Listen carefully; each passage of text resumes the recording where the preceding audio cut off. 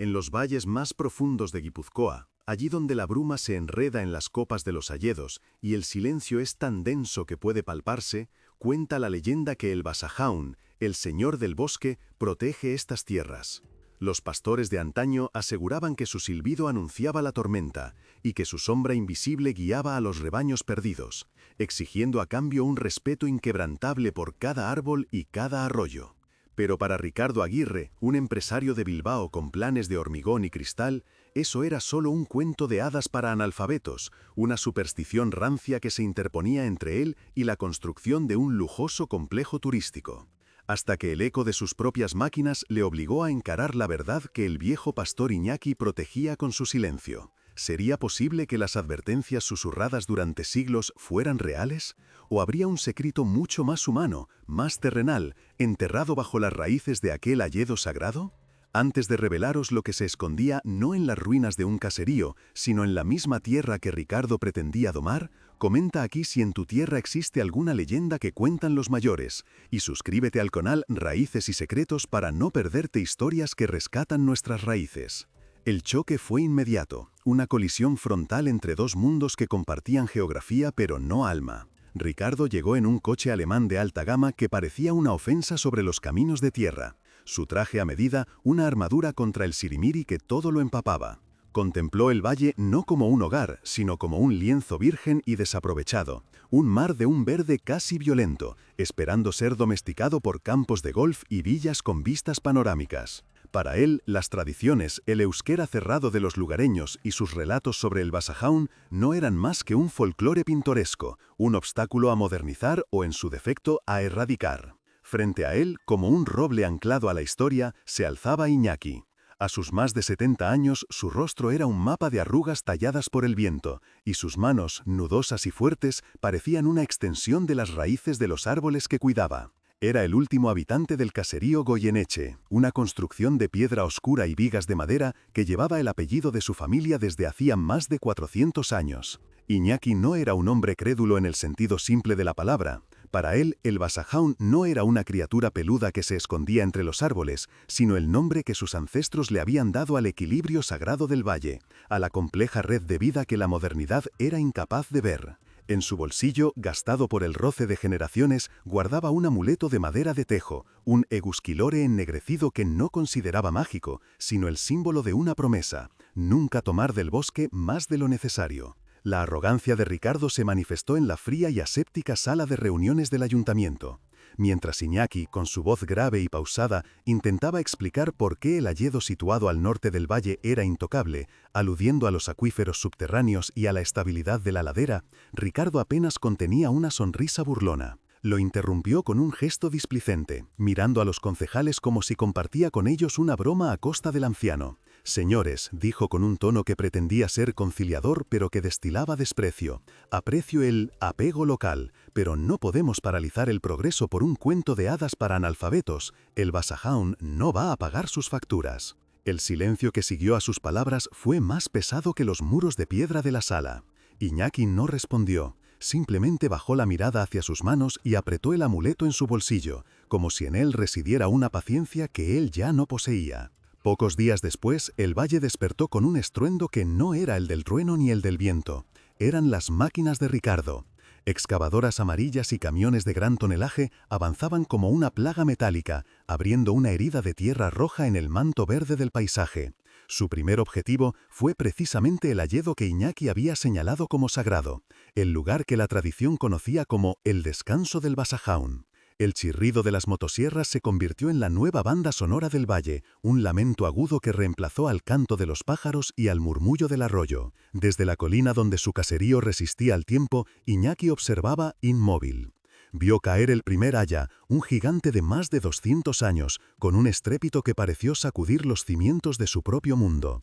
No había ira en su rostro, solo una tristeza profunda, la de un guardián que ve profanado el santuario que juró proteger. La respuesta de la tierra no se hizo esperar. Esa misma noche, el cielo, que había permanecido sereno durante semanas, se cubrió con un manto de nubes negras y densas, de un color antinatural.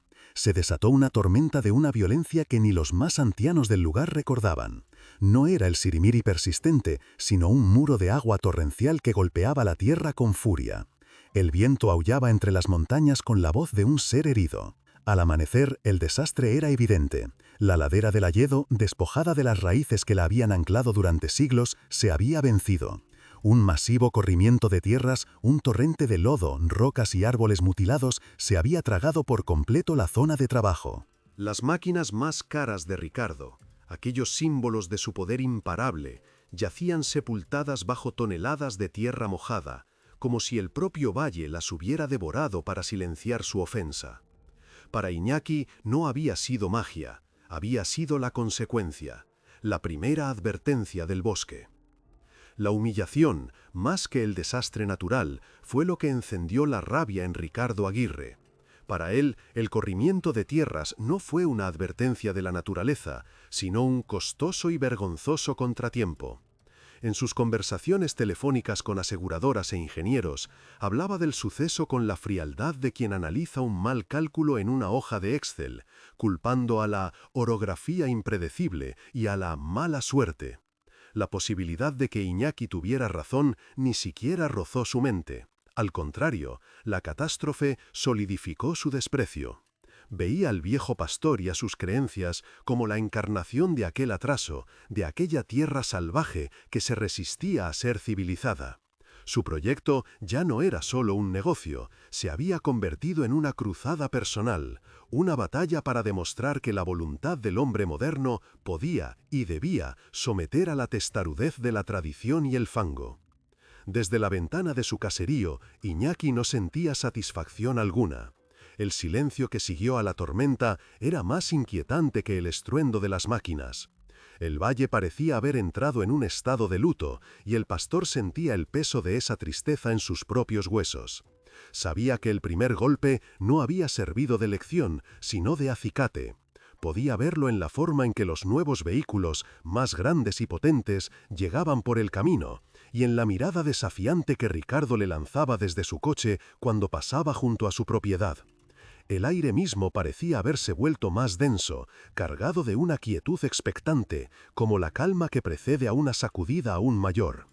Acariciaba el Egusquilore en su bolsillo, no buscando protección, sino consuelo, preparándose para la siguiente profanación que intuía inevitable. La respuesta de Ricardo no fue la cautela, sino la fuerza bruta. Contrató a un nuevo equipo de geólogos de la capital, hombres con tabletas y drones que mapearon el terreno con una precisión milimétrica, ignorando por completo el conocimiento empírico de los lugareños. Su informe identificó un nuevo obstáculo, una enorme formación rocosa de granito que se interponía en el trazado del hoyo 7 del futuro campo de golf. Era una mole gris, cubierta de musgo y líquenes centenarios, conocida por todos como la Mugarri, la piedra fronteriza. Para los ingenieros era un simple estorbo eológico, la solución más eficiente, según sus cálculos, era la dinamita.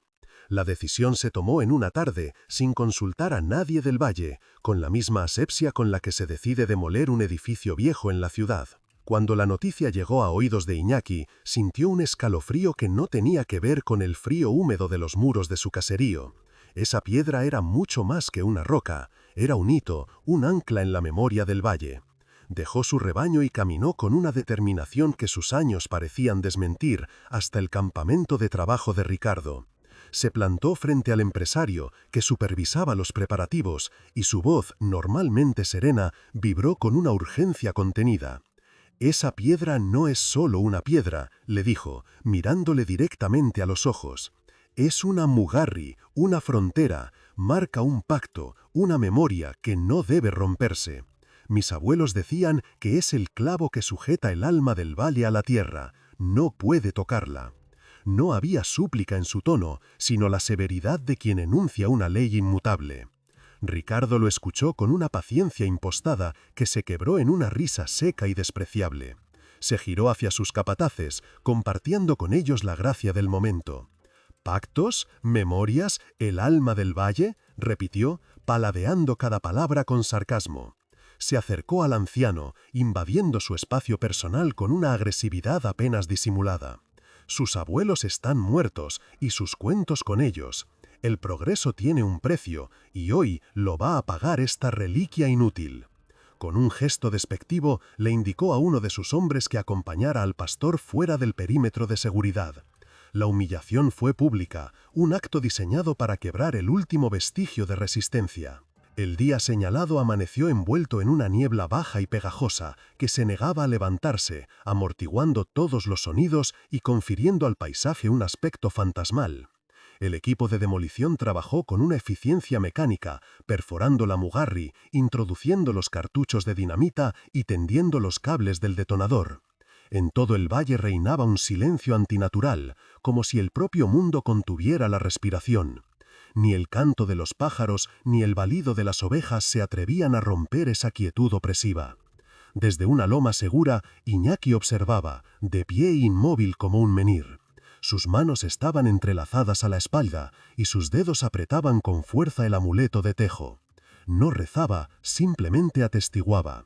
Era el único guardián presente en el funeral de una memoria a punto de ser volada en pedazos. Sonó una sirena, un aullido artificial que desgarró el silencio sagrado del valle. Hubo una cuenta atrás gritada, fría y anónima. Y después, la explosión. Un estruendo sordo y brutal retumbó entre las montañas, una onda expansiva que sacudió las hojas de los hayedos y levantó una nube de polvo y esquirlas. Ricardo sonrió, satisfecho. El obstáculo había sido eliminado.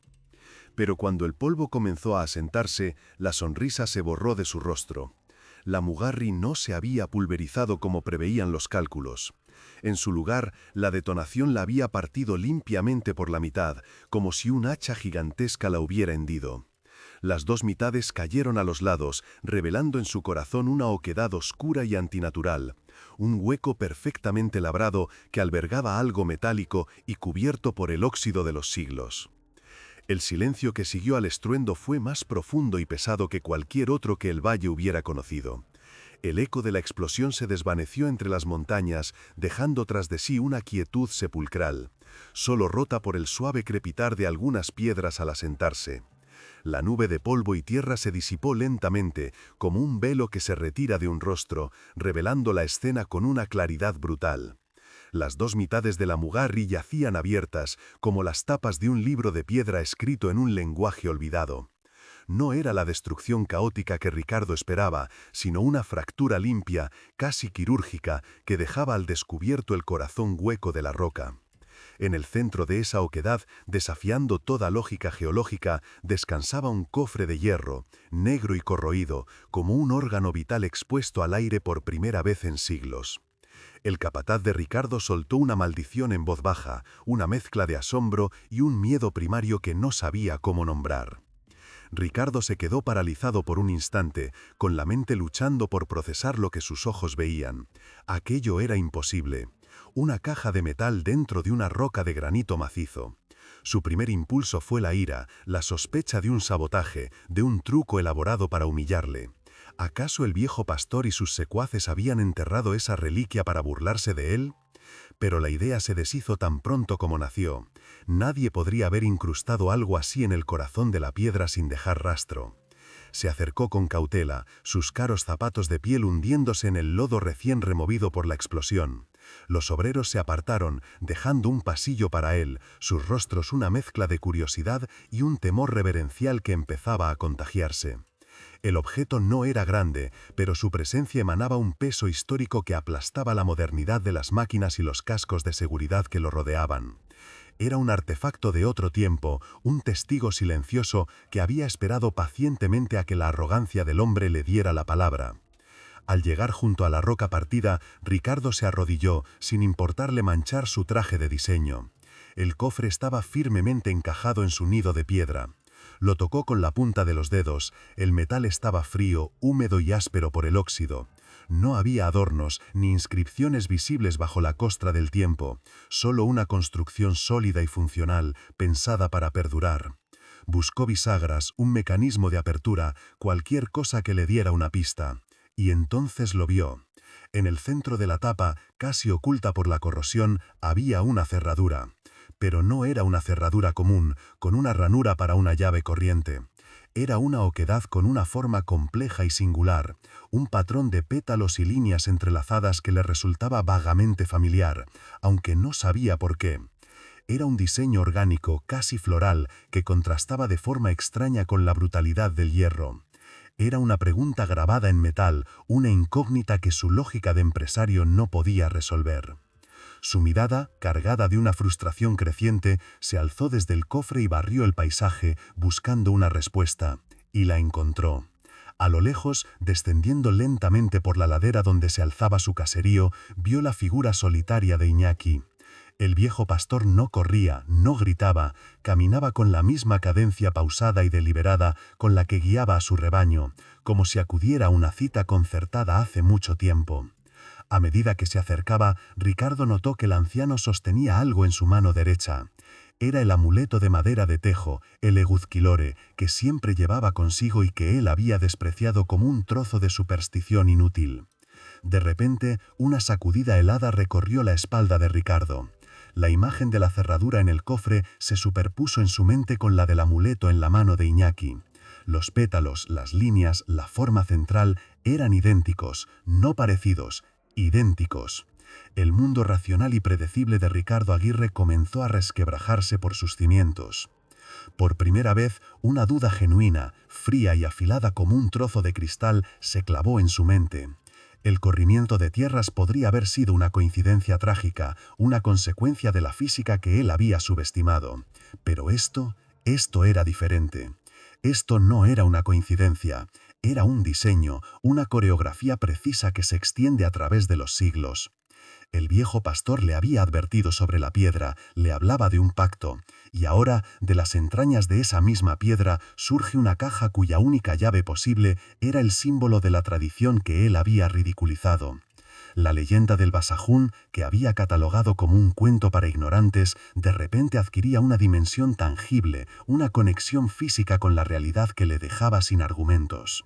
Sintió un vértigo que no era producto de la altura, sino de asomarse al abismo de un conocimiento que había despreciado y que ahora se revelaba inmenso y antiguo. Iñaki llegó al círculo de hombres y máquinas y se detuvo. No miró a Ricardo con triunfo ni con rencor. Sus ojos, profundos y serenos, se posaron en el cofre expuesto y luego en el empresario. El silencio se hizo aún más denso. Los obreros, hombres rudos acostumbrados al ruido y al esfuerzo, contenían la respiración, convertidos en espectadores de un drama cuyas reglas no comprendían. No hubo palabras, no eran necesarias. Con un gesto lento y solemne, Iñaki extendió su mano y le ofreció el eguzquilore a Ricardo. No era una sugerencia ni una petición, era una entrega, el traspaso de una responsabilidad. En ese simple acto residía el peso de generaciones de guardianes que habían protegido aquel secreto. El amuleto, que momentos antes parecía una simple talla de madera, ahora se revelaba como lo que siempre había sido, una llave, un testimonio, la pieza final de un rompecabezas que Ricardo ni siquiera sabía que existía. Con la mano temblorosa, un gesto que enfureció a su propio orgullo, Ricardo aceptó el amuleto. La madera era suave y cálida al tacto, pulida por el roce de incontables manos a lo largo de los años. Se sentía extrañamente pesada, cargada de una historia que podía casi palpar. Se acercó de nuevo al cofre, consciente de que cada uno de sus movimientos era observado por todos. Por un instante dudó. Abrir aquella caja significaba aceptar que había algo más que tierra y rocas en aquel valle, que las historias de los abuelos podían tener un peso mayor que los informes de sus geólogos. Significaba admitir su propia y colosal ignorancia. Respiró hondo, un suspiro que fue casi una rendición, e introdujo el eguzquilore en la cerradura. Encajó con una precisión milimétrica, como si la madera y el hierro hubieran nacido el uno para el otro. Giró la mano y un clac metálico, seco y definitivo, resonó en el silencio del valle. Era el sonido de un pacto antiguo que volvía a la vida. La tapa del cofre cedió con un gemido metálico que pareció exhalar el aliento de un tiempo olvidado. El aire que escapó de su interior olía a tierra seca, a cuero y a una antigüedad casi sagrada, un aroma que silenció por completo el olor a pólvora y a diésel quemado. Todos los ojos se clavaron en su interior, esperando el brillo del oro, el destello de joyas ancestrales, el tipo de tesoro que justificaba la profanación. Pero dentro no había nada de eso. Sobre un lecho de lo que parecía paja seca y quebradiza, reposaba un único objeto, un cilindro de cuero oscuro, sellado en ambos extremos con lacre rojo, endurecido y agrietado por los siglos. Ricardo Aguirre sintió una punzada de decepción tan aguda que casi se convirtió en rabia. Tanto misterio, tanta advertencia para un simple rollo de papel viejo. Su mente pragmática se reveló. Era un engaño, una farsa elaborada, una broma macabra orquestada por el viejo pastor para detener su proyecto. La posibilidad de que aquello fuera genuino era tan remota, tan ajena a su universo de contratos y balances, que la descartó de inmediato. Su escepticismo, momentáneamente herido, regresaba ahora con la fuerza de una bestia acorralada. Con un gesto brusco, Ricardo alargó la mano para tomar el cilindro, pero la voz de Iñaki, grave y firme como la piedra misma, lo detuvo en seco. «Eso no se toca con las manos sucias de prisa», dijo el pastor, sin alzar la voz, pero con una autoridad que congeló el aire. «Esa es la itzarmena, la palabra dada. Es la memoria de los que vinieron antes, y exige el mismo respeto que se le debe a un abuelo». Se acercó con parsimonia, tomó el cilindro con una delicadeza que parecía imposible en unas manos tan curtidas, y lo sostuvo como si fuera el corazón mismo del valle. Ricardo, por primera vez, se sintió como un intruso, un bárbaro frente a una reliquia cuyo valor no podía medir en euros.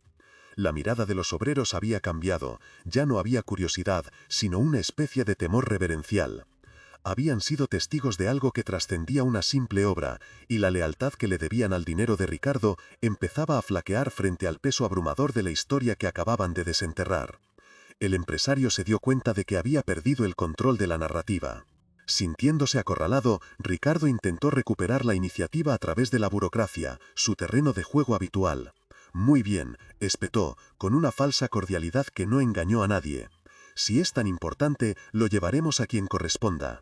Mis abogados se encargarán de que sea analizado por expertos en Bilbao.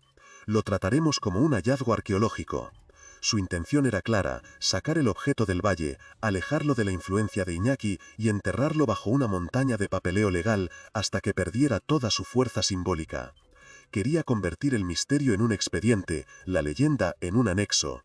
Ordenó a su capataz que preparara un vehículo para transportar el hallazgo y que el resto del equipo reanudara los trabajos. Pero sus hombres no se movieron, se miraban unos a otros y luego a Iñaki, como si esperaban su permiso. El viejo pastor asintió lentamente. «Llévalo», dijo, mirando a Ricardo a los ojos. «La verdad no teme a los caminos largos, pero no volveréis a tocar una sola piedra de este valle hasta que la palabra de ese cuero haya hablado». No era una amenaza, era una sentencia.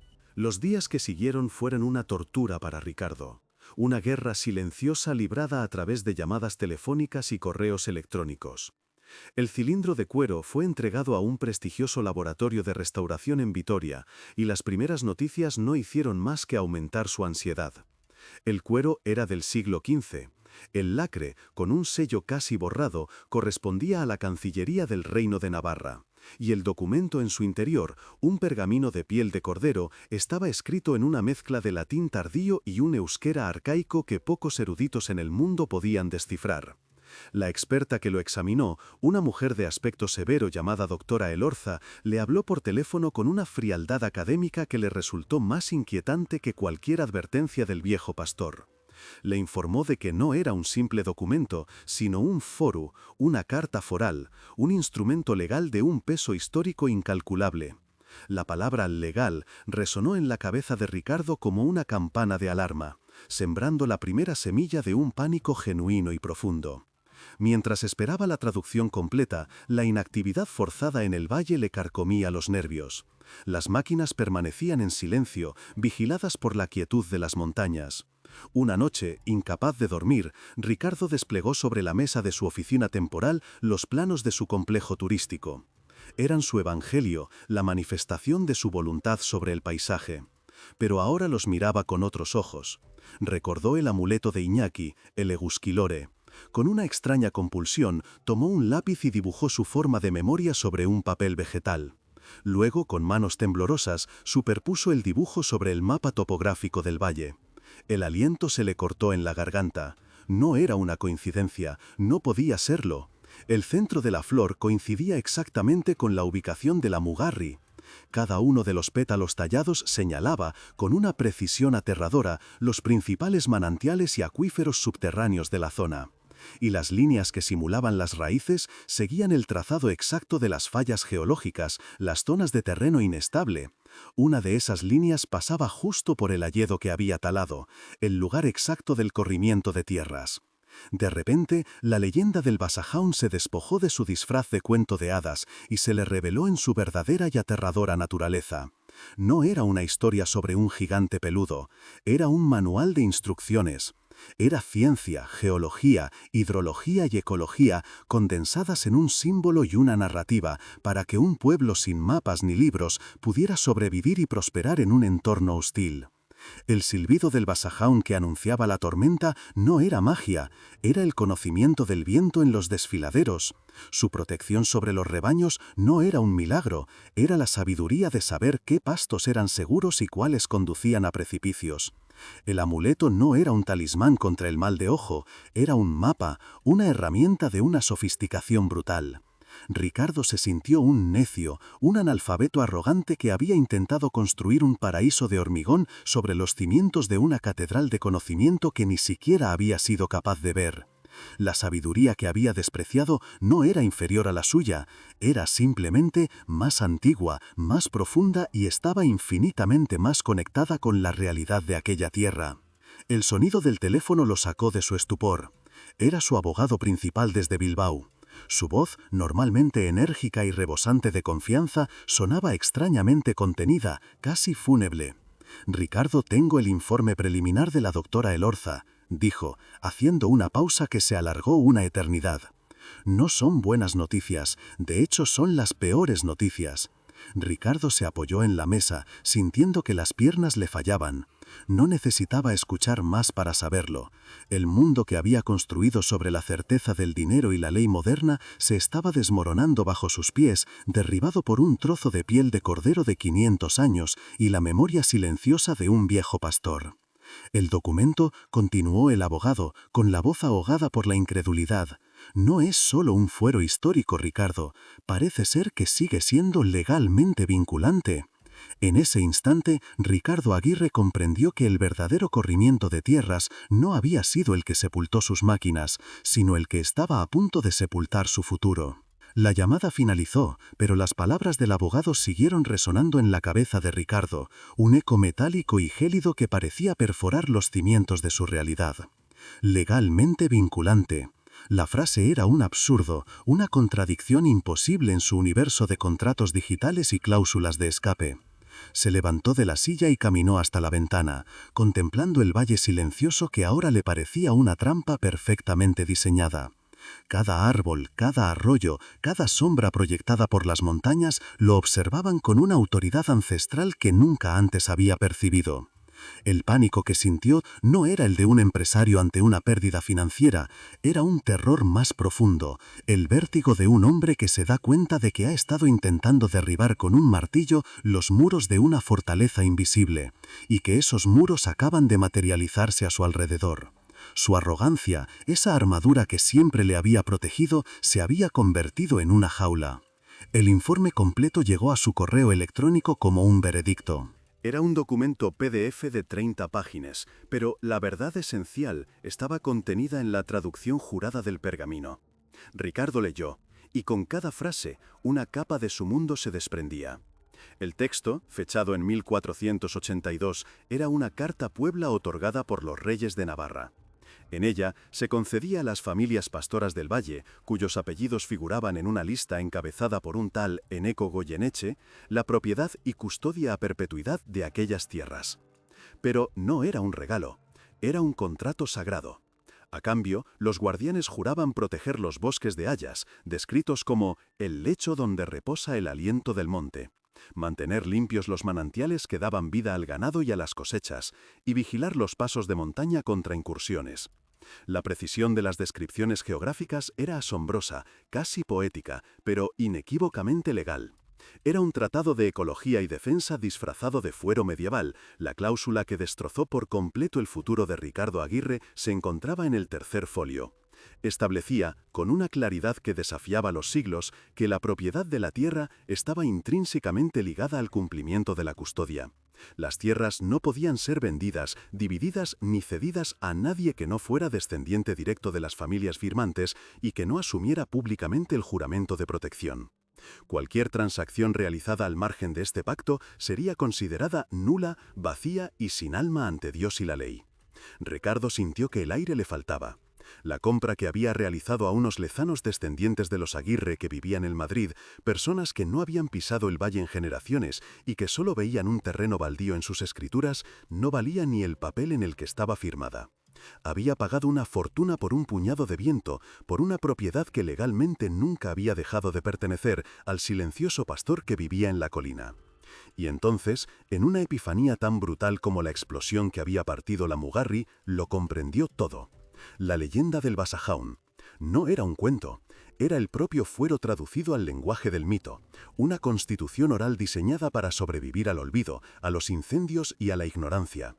El señor del bosque no era un ser de pelo y músculo, era la personificación del pacto, la encarnación de su derecho ancestral y de su deber sagrado.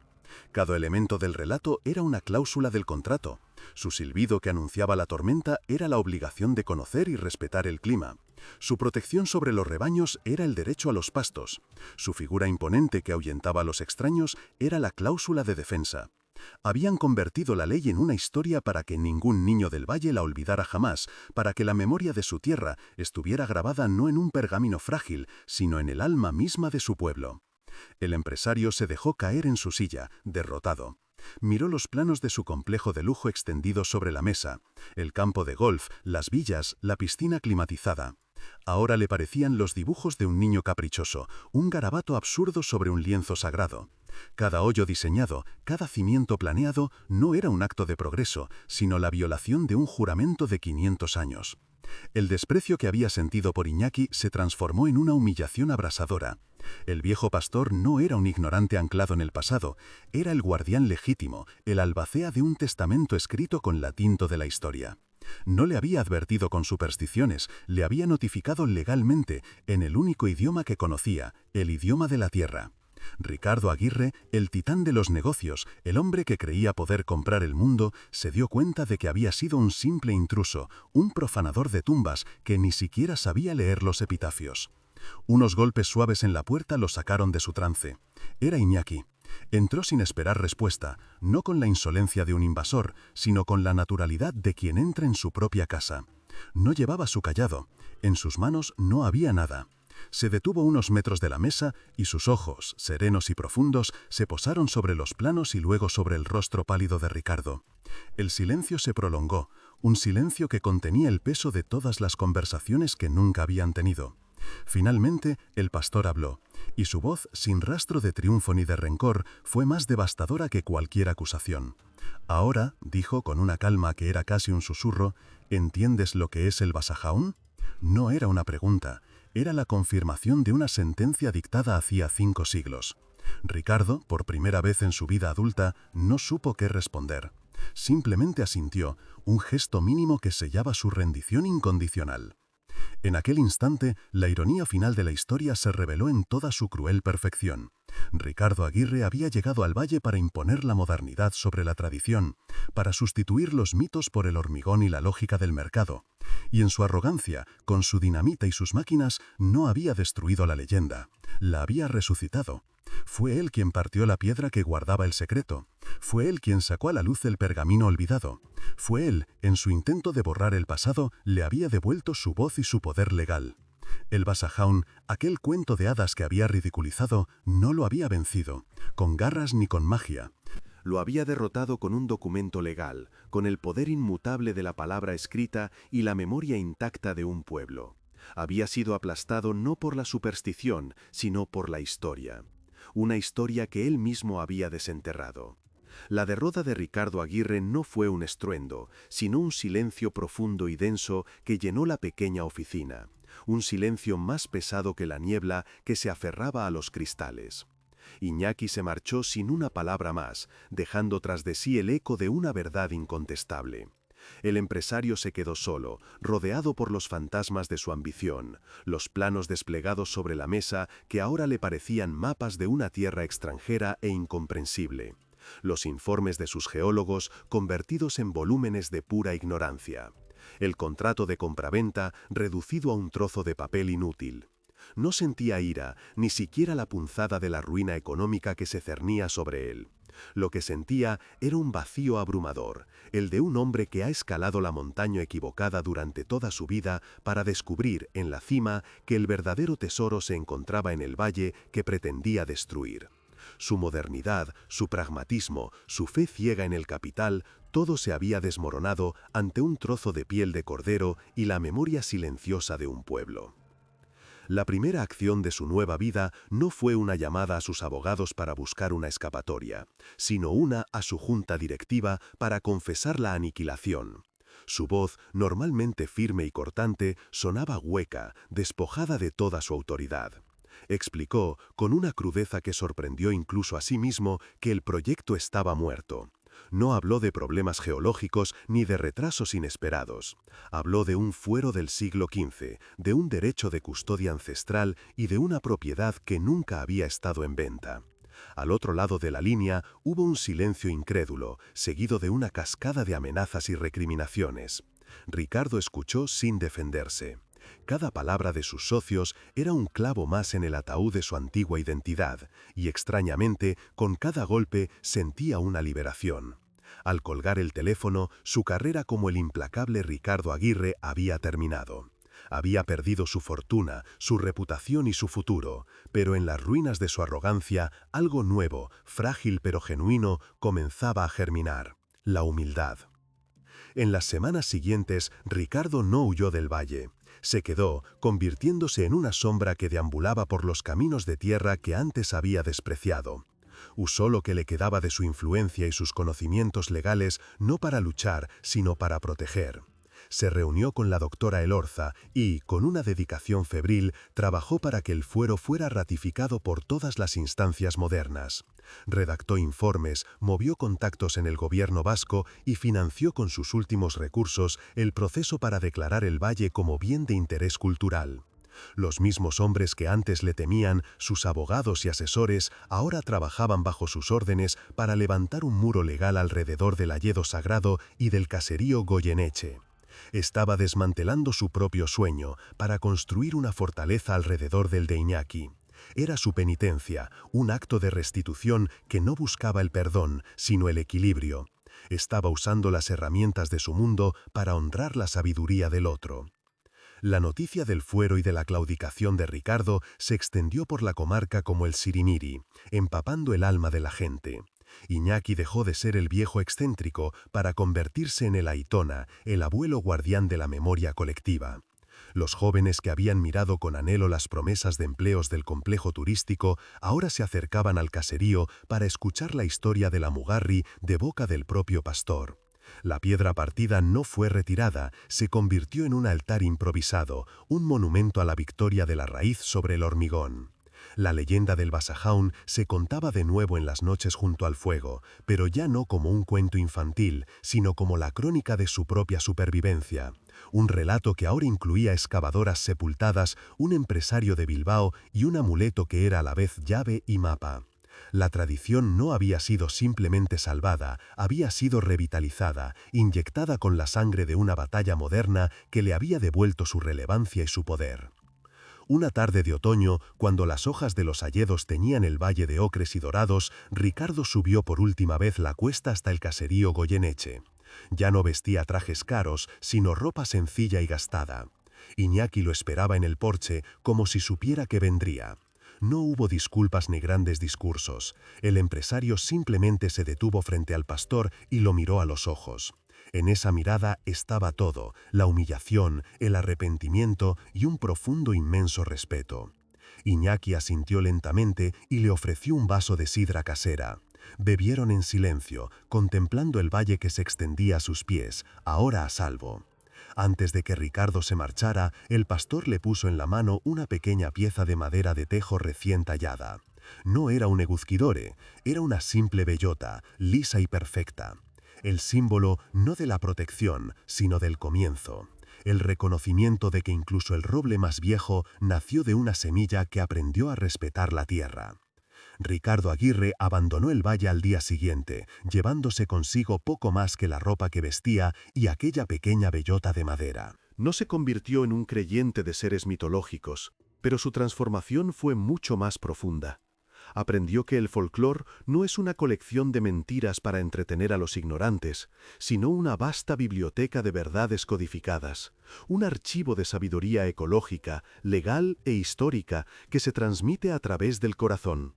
Aquella tarde, frente a la piedra rota, Ricardo Aguirre comprendió que hay pactos escritos con una tinta más antigua que la ley, y que las leyendas no existen para ser creídas, sino para que no se nos olvide cómo escuchar a la tierra cuando nos habla. Si crees que nuestras tradiciones guardan sabidurías que la modernidad no logra explicar, comparte esta historia.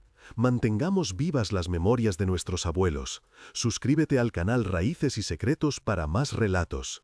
Hoy, si uno viaja a ese valle perdido de Guipúzcoa, no encontrará las cicatrices de un proyecto fallido, sino las marcas de una memoria reafirmada. El silencio ha regresado, pero es un silencio distinto, más profundo y consciente. La Mugarri, partida en dos como un fruto maduro, no fue retirada. Permanece allí, con sus dos mitades abiertas al cielo, cubierta por un manto de musgo que ya empieza a reconquistar la piedra. Se ha convertido en un lugar de peregrinaje silencioso para los habitantes de la comarca. Los niños se acercan a tocar la roca y miran dentro de la oquedad vacía, mientras los mayores les cuentan la historia no solo del Basajaun, sino también la del hombre de la ciudad que llegó con máquinas de hierro y se marchó con una bellota de madera. La leyenda, lejos de morir, ha absorbido este nuevo capítulo, demostrando que las raíces más fuertes son aquellas que saben nutrirse incluso de la tierra removida por sus enemigos. El legado de los protagonistas se tejió en el tapiz del tiempo de formas inesperadas. Iñaki nunca se vio a sí mismo como un héroe. Siguió siendo el pastor del caserío Goyeneche, pero su soledad se vio poblada por jóvenes del valle y de la ciudad que subían no a buscar milagros, sino a aprender a escuchar. Les enseñó a leer el viento en las copas de los árboles, a distinguir el canto de un pájaro que anuncia lluvia, a entender que cada piedra tiene su lugar y su porqué. Se convirtió en el último eslabón de una cadena de conocimiento, y en su vejez logró forjar el siguiente. De Ricardo Aguirre poco se supo, desapareció del mundo de los negocios. Años después, una fundación dedicada a la protección del patrimonio rural y etnográfico en el norte de España comenzó a ganar notoriedad por su eficacia y su respeto. Su fundador era un hombre anónimo que, según decían, solo pedía una cosa a los proyectos que financiaba: que aprendieran a leer los mapas que no están dibujados en papel. La historia del Valle de Goyeneche no es única, es un eco que resuena en cada rincón de nuestra geografía, donde una leyenda antigua aún susurra sus verdades. Nos recuerda que los mitos no son fantasías para adormecer la razón, sino cápsulas del tiempo, manuales de instrucciones existenciales escritos en el lenguaje del símbolo y la metáfora. El Basajaun, las llanas asturianas, los mouros gallegos no son criaturas de otro mundo, sino la personificación de un conocimiento profundo sobre el nuestro. Son la ciencia de nuestros abuelos, su geología, su meteorología y su derecho, condensados en un relato capaz de sobrevivir a la caída de reinos y al auge de imperios. Son la prueba de que la sabiduría más esencial no siempre se encuentra en los libros, sino en las historias que nos contamos para no olvidar quiénes somos y a qué tierra pertenecemos. El error fatal de Ricardo Aguirre no fue subestimar a un anciano, sino su incapacidad para comprender que existían lenguajes más allá del suyo. Él, que leía el mundo en balances financieros y proyecciones de mercado, era un analfabeto en el idioma de la piedra, del agua y de la memoria.